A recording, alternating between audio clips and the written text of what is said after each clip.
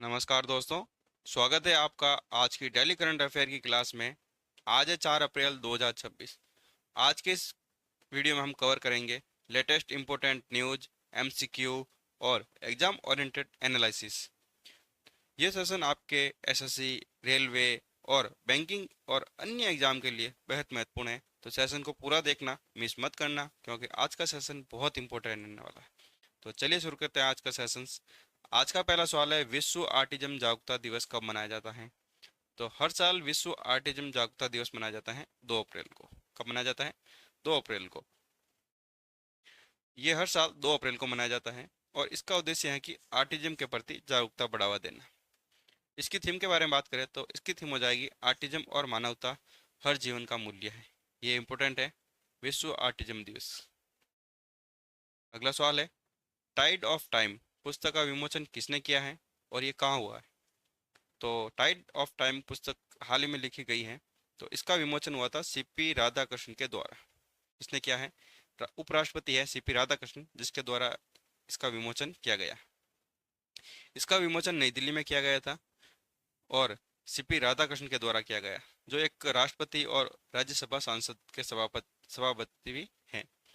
राज्यसभा के सभापति भी हैं और उपराष्ट्रपति भी हैं भारत के, जिसके द्वारा टाइड ऑफ टाइम पुस्तक का विमोचन किया गया है। तो इसकी लेखिका के बारे में बात करें तो इसकी लेखिका हो जाएगी सुधा मूर्ति, जो राज्यसभा सांसद भी है और प्रसिद्ध लेखिका भी है। तो टाइड ऑफ टाइम पुस्तक किसके द्वारा लिखी गई है? ये लिखी गई है सुधा मूर्ति के द्वारा। और इसका विमोचन किसके द्वारा किया गया है? तो ये किया गया है सीपी राधाकृष्णन के द्वारा, न्यू दिल्ली में किया गया था विमोचन। अगला सवाल है, भारतीय रेलवे ने किस क्षेत्र में रिकॉर्ड बनाए हैं? तो भारतीय रेलवे ने हाल ही में रिकॉर्ड बनाया है माल ढुलाई में। फाइनेंशियल ईयर 2025-26 के लिए सबसे ज़्यादा माल ढुलाई में ही भारतीय रेलवे ने इनकम की है। तो वित्तीय वर्ष फाइनेंशियल ईयर 2025-26 के लिए भारतीय रेलवे ने माल ढुलाई में सबसे ज़्यादा रिकॉर्ड बनाया है।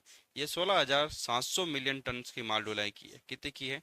16,700, 1670 मिलियन टन की माल ढुलाई की है, जो पिछली वर्ष से भी 3.25% से अधिक रही है। अगला सवाल है, मार्च 2026 में जीएसटी संग्रहण कितना रहा है? तो मार्च 2026 में जीएसटी संग्रहण रहा है 2 लाख करोड़ रुपए। कितने रहा है? 2 लाख करोड़ रुपए। जीएसटी नेटवर्किंग के द्वारा मार्च 2026 में ये आंकड़े जारी किए गए थे, जिसमें बताया गया है कि जीएसटी संग्रहण हुआ था मार्च 2026 में, ये हुआ था 2 लाख करोड़ रुपए। कितना रहा है? 2 लाख करोड़ रुपए। अगला सवाल है, साधना सप्ताह 2026 किसके लिए शुरू किया गया है? तो हाल ही में साधना सप्ताह 2026 की शुरुआत की गई है सिविल सेवकों के लिए, सिविल सर्वेंट के लिए शुरू की गई थी साधना सप्ताह 2026। ये एक साप्ताहिक एक सप्ताह तक मनाया जाने वाला एक आयोजन है, जिसका नाम है साधना सप्ताह। ये शुरू किया गया है प्रधानमंत्री नरेंद्र मोदी के द्वारा, नई दिल्ली में शुरू किया गया था। ये सिविल सेवकों की क्षमता विकास को बढ़ावा देने के लिए साधना सप्ताह 2026 का उद्घाटन और शुभारंभ किया था प्रधानमंत्री नरेंद्र मोदी के द्वारा। इसमें कार्मिक एवं परीक्षण विभाग होगा, समता निर्माण आयोग और कर्मयोगी संयुक्त रूप से ये नई दिल्ली में शुरू किया गया था इनके द्वारा। इसका उद्देश्य है कि देश भर में सिविल सेवकों की क्षमता, प्रदर्शन और कार्य कुशलता को बढ़ावा देना, इनका मेन उद्देश्य है सिविल सेवकों को। तो एक सप्ताह का एक आयोजन है, किया जाएगा, ये नई दिल्ली में शुरू किया गया है प्रधानमंत्री नरेंद्र मोदी के द्वारा। अगला सवाल है, विलियम्स वर्ड्स इंडिया के नए सीईओ कौन बने हैं? तो विलियम वर्ड्स इंडिया के नए सीईओ किसे बनाए गए हैं? तो ये बनाए गए हैं विलियम वॉस को। विलियम वॉस को, उन्हें विली ऑफ वॉस के नाम से भी जाना जाता है, जो नया अपना सीईओ मुख्य कार्यकारी अधिकारी नियुक्त किया गया है।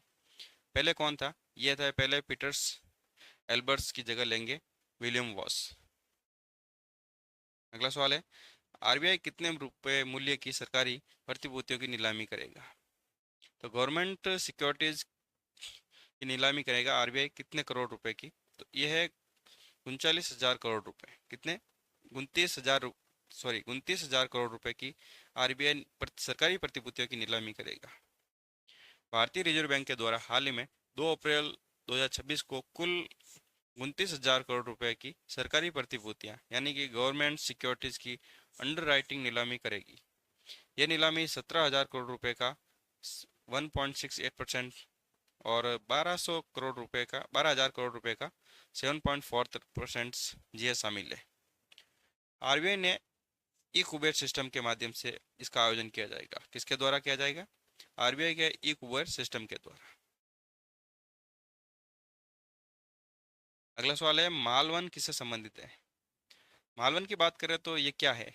तो ये एक आईएनएस मालवन है, एक पनडुब्बी रोधी युद्धपोत है।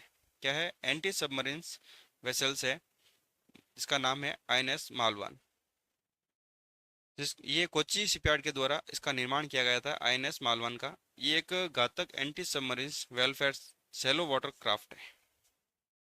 ये नौसेना में शामिल किया गया था अप्रैल 2026 में, यानी कि 3 अप्रैल 2026 को ये नौसेना में शामिल कर लिया गया है। ये मालवा का नाम आईएनएस मालवा का नाम कहाँ रखा गया? मालवन क्यों नाम रखा गया? क्योंकि महाराष्ट्र के सिंधुदुर्ग जिले में स्थित एक ऐतिहासिक तटीय शहर है, कोस्टल टाउन है, जो छत्रपति शिवाजी महाराज की समुद्री विरासत और सिंधुदुर्ग जिले के लिए प्रसिद्ध है। क्या प्रसिद्ध है? मालवन। उसी के नाम पर कोच्चि शिपयार्ड के द्वारा एक निर्माण किया गया था एंटी सबमरीन वारफेयर का, जिसका नाम रखा है आईएनएस मालवन। तो याद रखना, और इम्पोर्टेंट भी है, मालवन के भी बारे में पूछा जा सकता है, तो इसका नाम क्यों रखा गया है और ये किस शहर में एक ऐतिहासिक कोस्टल टाउन है। तो याद रखना, इम्पोर्टेंट है। अगला सवाल है, वस्त्र मंत्रालय ने किस योजना का विस्तार किया है? तो हाल ही में वस्त्र मंत्रालय ने टैक्स में भारी छूट देकर इस योजना का विस्तार किया है। यह विस्तार 30 सितंबर 2026 तक बढ़ा दिया गया है। कर में मतलब टैक्स में छूट करके 2030 तक कर में छूट बढ़ा दी गई है। यह राज्य और केंद्र सरकार दोनों के द्वारा ये छूट योजना को बढ़ावा दिया गया है। इसका उद्देश्य है कि भारतीय वस्त्रों को वैश्विक प्रतिस्पर्धा तक बढ़ावा देना। मेन उद्देश्य कर में छूट देना इसलिए है क्योंकि भारतीय वस्त्रों को वैश्विक स्तर पर बढ़ाना दे। अगला सवाल है और लास्ट है, लोकसभा ने किस विधेयक को मंजूरी दी है? तो लोकसभा ने हाल ही में जन विश्वास संशोधन विधेयक 2026 की मंजूरी दे दी गई।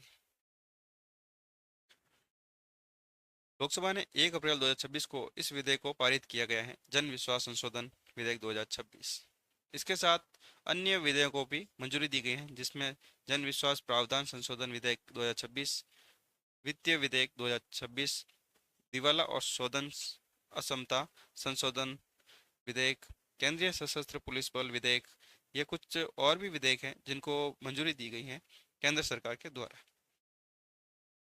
जन विश्वास प्रावधान संशोधन विधेयक के बारे में बात करें तो ये छोटे अपराधों को गैर आपराधिक बनाकर व्यापार और जीवन को आसान बनाने के लिए 23 मंत्रालय ने, कितने मंत्रालय है? 23 मंत्रालय के 79 कानूनों में संशोधन किया गया। जो भी छोटे छोटे अपराध कर चुके हैं उनको गैर आपराधिक बनाकर उनको व्यापार और जीवन को आसान बनाने के लिए ये एक प्रावधान और विधेयक पारित किया गया है, जिसमें कुछ कानूनों को संशोधित भी किया गया है। तो कौन सा हो जाएगा? जन विश्वास संशोधन विधेयक 2026। किसके किसने पारित किया है? लोकसभा ने।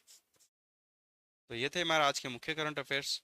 वीडियो पसंद आया तो लाइक शेयर सब्सक्राइब करके जाना और बेल आइकन को ऑन कर लेना, जिससे कि हमारी डेली करंट अफेयर की क्लास आप तक पहुंच सके। मिलते हैं मॉर्निंग सुबह 7 बजे, तब तक के लिए जय हिंद जय भारत।